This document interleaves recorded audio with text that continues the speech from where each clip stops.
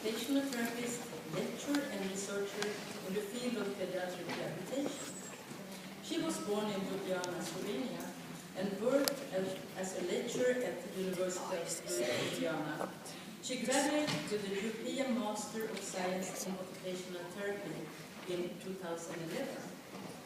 Barbara moved to the Netherlands in 2002.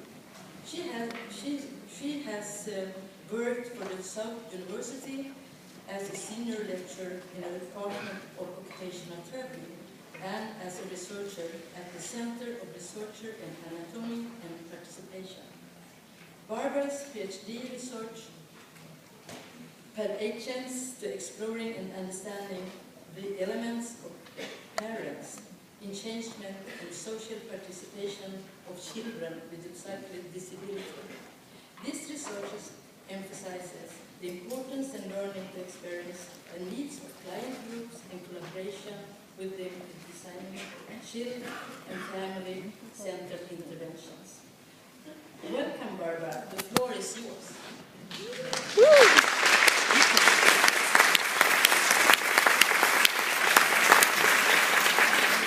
Thank you for introducing me.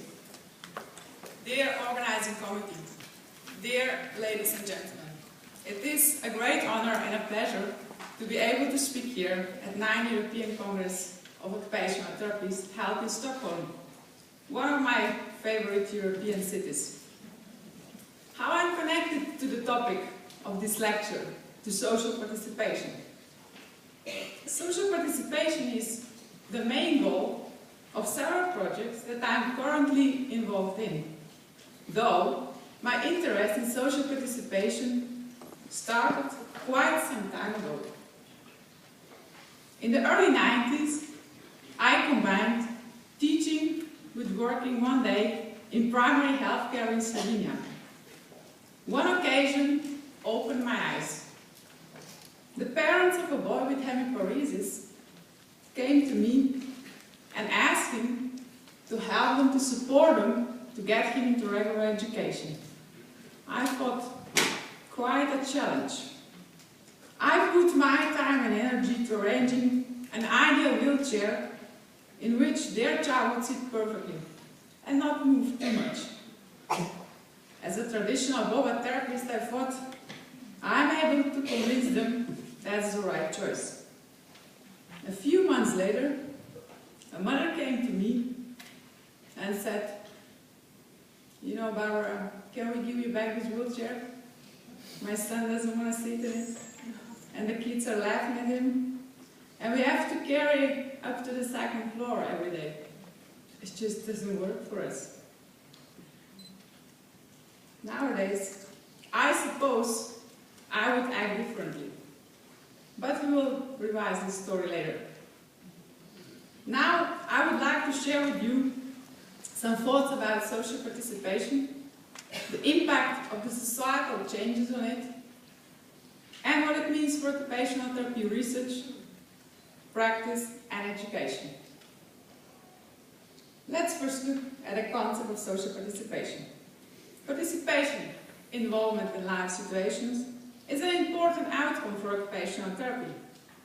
As stated in the guiding principles on diversity and culture, occupational therapists strongly believe that creating coherence between person's occupations and environment will facilitate participation. Lately, we can see a growing interest and attention, especially for social participation, in literature and in policy reports. Social participation was introduced in PubMed as a mesh term in 2011. Google shows us about 150 million hits for social participation. In recent European policy reports, Health 2020, the Europe Disability Action Plan and Europe 2020 Strategy, social participation is mentioned as a core principle. It seems widely acknowledged that engagement with others is vital for human beings. Social participation is considered as an indicator of health and well-being. Children, develop skills while interacting with other people. For elderly, social participation is considered as a key determinant of healthy and successful aging. The United Nations, UNICEF, and the World Health Organization recognize social participation as a fundamental right for persons with and without disability. People with disabilities are disadvantaged. Let's look at two examples. A 2010 study from the Netherlands looked at social participation of children between 4 to 7 years. They found that children with a disability have a significantly lower number of friends, lower number of interactions with classmates, and lower degree of acceptance compared to their peers without a disability. A European study from 2009 investigated indicators of social participation in 9 European countries. In all countries, people with disabilities participated less in society. When we are talking about social participation and people with disabilities, then we are talking about big numbers. The 2011 World Report on Disability mentions that more than 1 billion people, or 15% of the world's population, live with some form of disability. So I will show you a small video how it's in the European Union at the moment. There are 500 million people from 27 countries living in the European Union. We have the right to live, work, travel and shop anywhere in Europe. We make over 1 billion cross-border trips every year, and 12 million of us live in another EU country. But sometimes we face barriers to our rights and our freedom to move across Europe. The European Union is working to make sure everyone benefits from the same rights in everyday situations.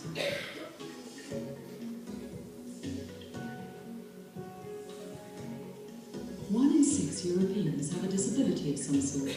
They should have equal access to goods, services and technology, whether it's getting a job, taking a bus or surfing the internet.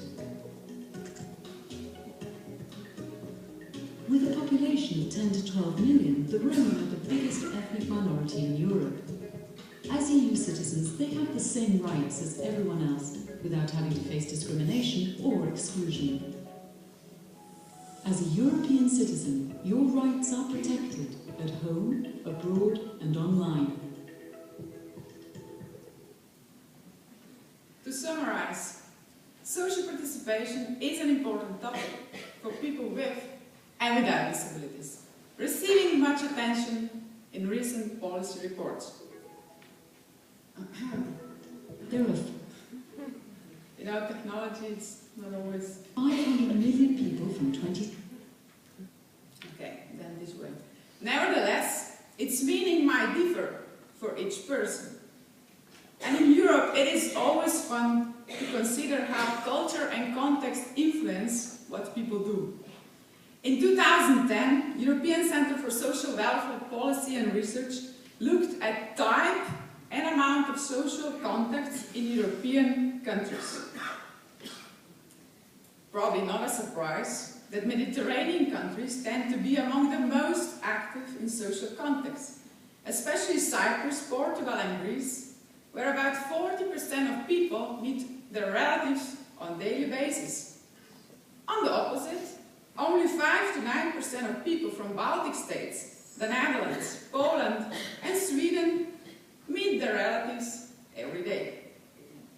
My own experience as a Slovenian in the Netherlands confirmed the European differences in social participation.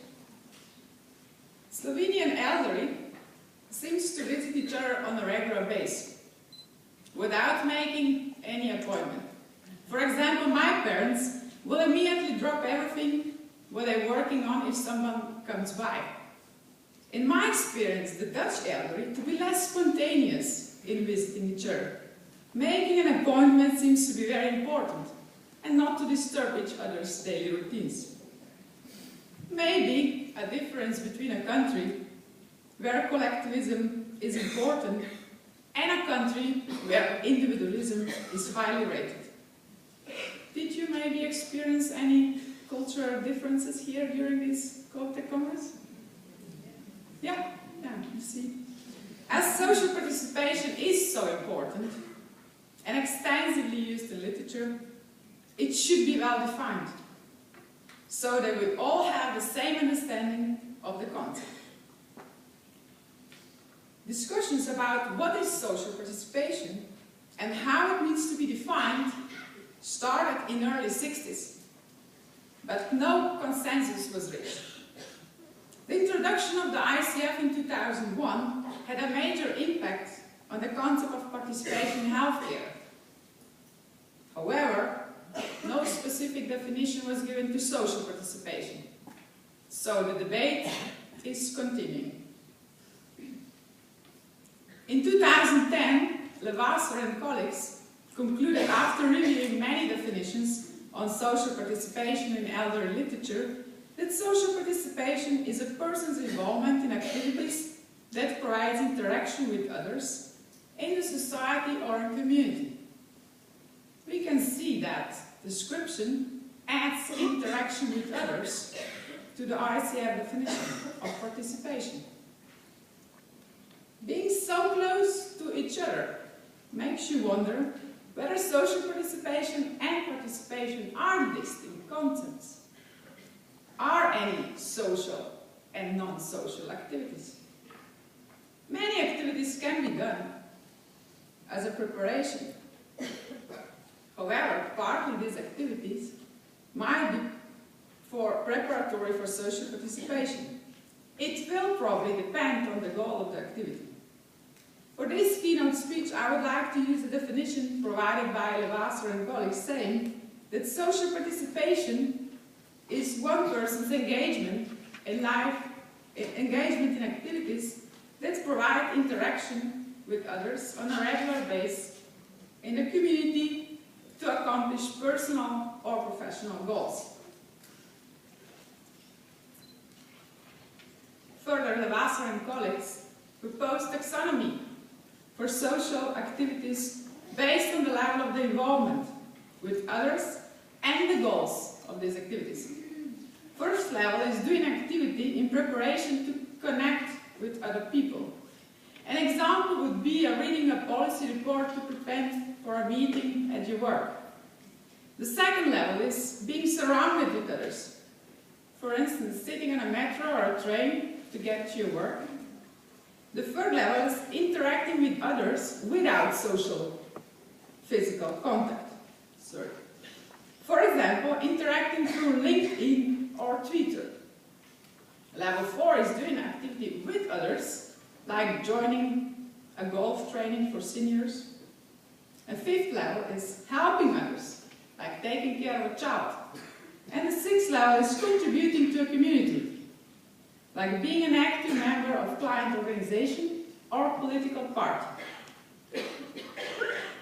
Till now, I used social participation as an outcome, an aim to be achieved. However, social participation can also be seen as a mean to change society, to develop solutions for barriers experienced by people with chronic diseases or disabilities. Social participation as a mean seek the empowerment of vulnerable or disadvantaged groups, increasing their effective control over decisions that influence their health and quality of life, and their access and use of health services. Nowadays, societal changes increase opportunities for people with chronic diseases and disabilities to interact on the highest levels of social participation. Therefore, helping each other and contributing to society will become key issues in future healthcare, not only for people with chronic disease and disabilities, but for everyone else. What are those societal changes and how they will change social participation of people with disabilities? How they will change occupational therapy? Societal changes that are already playing a role are health literacy and self-management, Web 2.0 social media,